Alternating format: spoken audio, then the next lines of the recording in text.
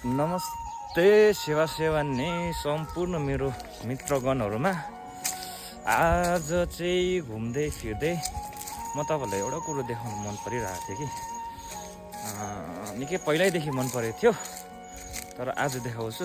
यो हेर्नुहोस् ल,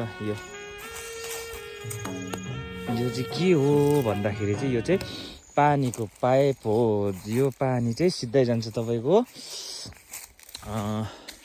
कालिम्पोङ जान्छ है। यो पानी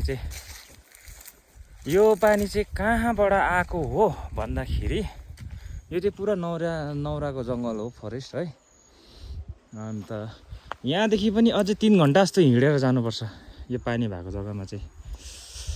नौरा सोर्स भन्छ त्यहाँ चाहिँ हो। त्यहाँबाट पहिला धौला भेट्छ, धौलादेखि नौरा सोर्स भेट्छ। अन्त यो जुन चाहिँ पानी छ